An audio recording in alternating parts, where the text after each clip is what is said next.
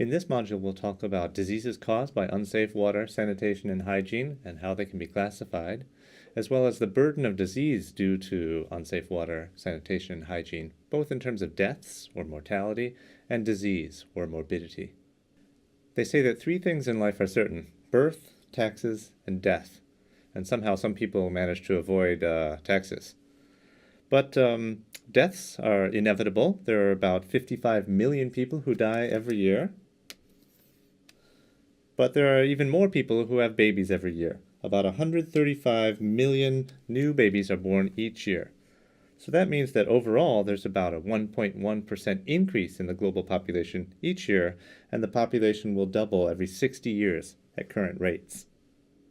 One useful way to classify diseases was proposed by the authors of the 1972 classic book Drawers of Water, according to environmental transmission pathways.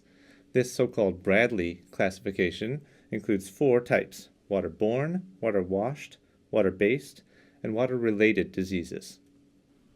Now, some of those 55 million deaths per year are caused, at least in part, by unsafe water, sanitation, and hygiene. And we can think about different ways to classify those diseases. First, we can talk about the waterborne diseases, which are diseases caused by actually ingesting water that has some pathogens in it. These include the diarrheal diseases caused by different pathogens: rotavirus, cholera, shigella, or cryptosporidium. But also hepatitis A and E, and even polio can be transmitted through drinking water. For any of these waterborne diseases, an intervention to reduce the disease, then, could involve improving the water quality. Next, we have the water-washed diseases, which are caused by poor hygiene due to lack of water, rather than by direct ingestion. Most waterborne diseases are also water-washed because they can be transmitted through hands and contact with other surfaces. Trachoma is the leading cause of preventable blindness globally and is transmitted by flies, which land on people's faces. And acute respiratory infections are also transmitted through contact with pathogens on hands and other surfaces. Water-washed diseases can be reduced by increasing the amount of water that's available to improve hygiene. Water-based diseases are those caused by parasites, which live part of their life cycle in water. The most serious of these is schistosomiasis, or bilharzia, which affects 160 million people globally, mostly in sub-Saharan Africa. Another serious water-based disease is guinea worm, or dracunculiasis, which is a horrible disease which used to affect many people, 3.5 million people in 1986, but cases are now down to only 542 in 2012, and those are confined to about 4 countries, mainly in South Sudan. For water-based diseases, control mechanisms involve targeting the aquatic organism host and protecting surface water bodies from contamination. Finally, there are water-related diseases, which are caused by insects which breed in water, especially mosquitoes. The most important of these is malaria, which affects about 250 million people each year, causing about 589,000 deaths. The great majority of those are in sub-Saharan Africa and affect children under the age of 5. Another important mosquito disease is dengue fever, which is growing in numbers and can cause explosive outbreaks, especially in urban areas. In both cases, the mosquitoes breed in certain types of water, and a control mechanism is to remove their habitat. So in summary, there are many diseases which are caused, at least partially, by unsafe water, sanitation, and hygiene. Waterborne diseases are those that are caused by directly drinking or ingesting contaminated water. And those diseases could be controlled, at least partially, by treating the water at the household. Household water treatment, though, shouldn't be expected to have an impact on other diseases that are water-washed, water-based, or water-related. Now let's take a little break. You see on your screen 5 different infectious diseases, and I'd like you to think for a minute about which of them cause more or less deaths each year. Arrange them in the order of numbers of deaths per year. Diarrheal disease is the most important of the water, sanitation, and hygiene-related diseases and a major contributor to the global burden of disease. Diarrhea is among the main causes of child mortality globally, second only to acute respiratory infections. It's responsible for about 1 out of every 10 deaths among children under the age of 5. That's about 1,000 child deaths per day. The WHO estimates that 56% of deaths due to diarrhea worldwide are attributable to inadequate water, sanitation, and hygiene. So it's clear that poor access to basic services have a major impact on global health, especially through preventing the transmission of water-related infectious diseases. So far we've been talking about burden of disease in terms of deaths or mortality. But it's also important to consider sicknesses which can greatly reduce the quality of life, or morbidity. We can do this through a metric that's called Disability Adjusted Life Years, or DALYs. What DALYs do is combine two aspects. First, the years of life lost in comparison to a standard life expectancy. And second, the years of lost to disability, which are the number of years you live with a disability times a weight for how serious that disability is. Well, let's consider this with some examples. First, consider a person who has a normal life expectancy of 80 years and has no particular disabilities. Then this person lives a fully healthy life for 80 years and has 0 years of life lost or years lost to disability, so they have no DALYs. Second, let's consider an example where someone also has a life expectancy of 80 and lives a very normal life to begin with, but then has some kind of sudden accident at age 70 and dies prematurely. Then they have years of life lost. How many? 10 years of life lost. There's no disability here, so then the number of DALYs is 10. Okay, this time let's consider a person who lives a normal, healthy life until age 50 when they have some kind of accident which leads to loss of a foot, amputation of the foot. Now the disability weight for foot amputation is 0.3, so it goes up to there, but then that person lives to the expected life expectancy of 80. So here we have years of life lost to disability. How many? 30 years from age 50 times a weight of 0.3 for foot amputation is a total of 9. So that's 9 DALYs.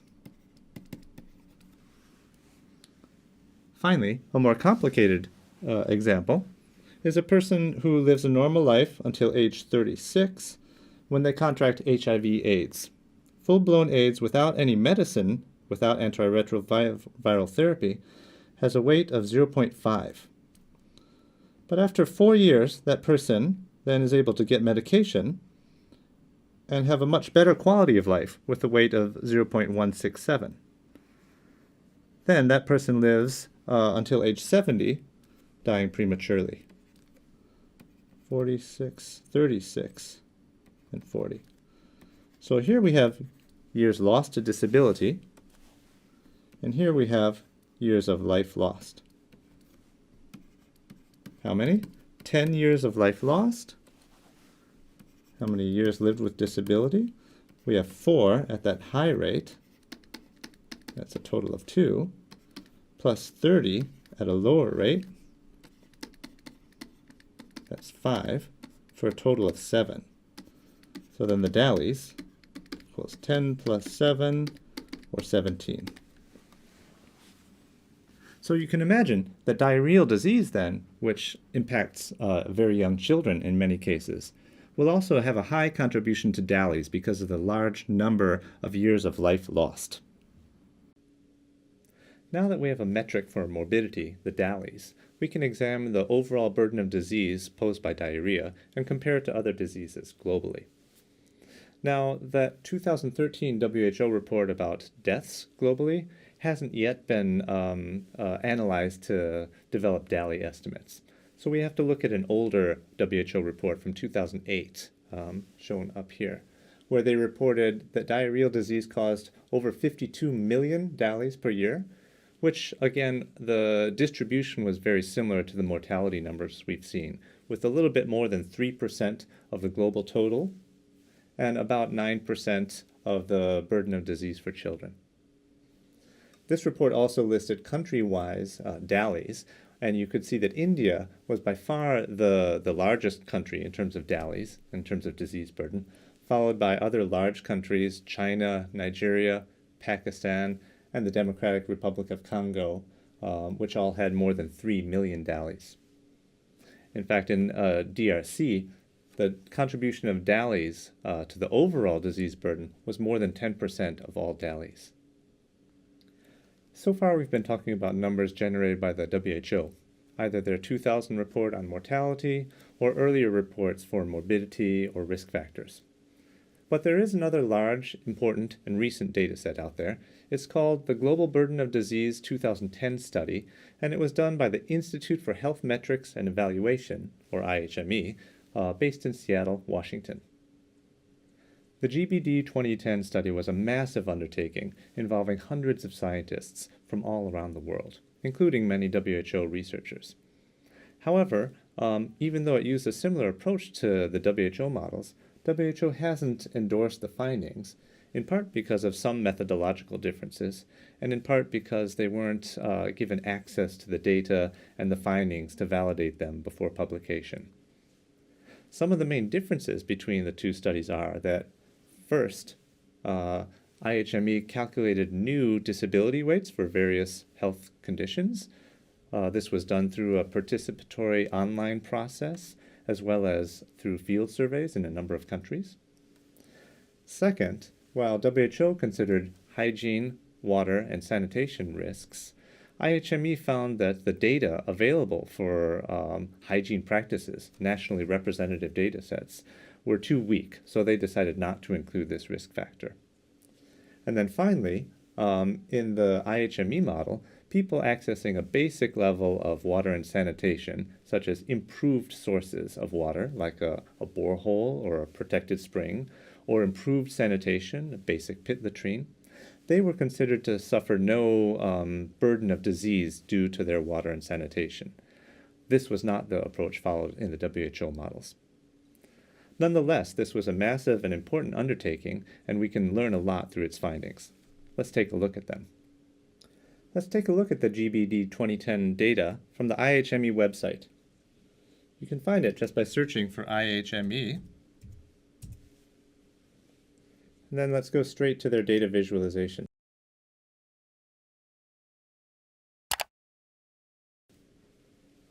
They have many different visualization tools. We'll look at GBD Compare.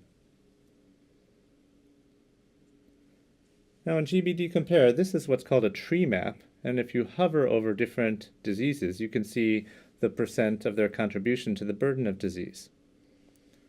Here, let's put a focus on diarrheal disease. Now that box will always have a square around it, and we can change between DALYs and deaths. We can look at global or specific countries or regions. We can change years. We can see that if we look at under 5 children, the contribution of diarrheal disease is much larger. So you can find out a lot of things from this kind of map. Down below, we have different options for secondary visualizations. We could look at a time plot, for instance, and see the number of deaths decreasing over time, here shown as rates or as numbers, decreasing from 1.7 million under 5 deaths in 1990 to about 666,000 in 2010. We can also look at a map and see which countries have greater or lesser burdens of disease. Here we can see that India, with 150,000 child deaths, is by far the largest contributor to burden of disease.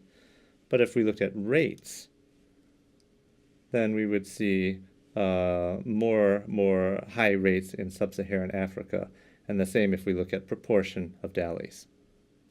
What both of these data sets tell us is that the burden of disease from unsafe water, sanitation, and hygiene is high, and that diarrheal disease is the leading contributor to that disease burden, both in terms of morbidity and mortality. You can now access these reports or websites to get more detailed information if you need.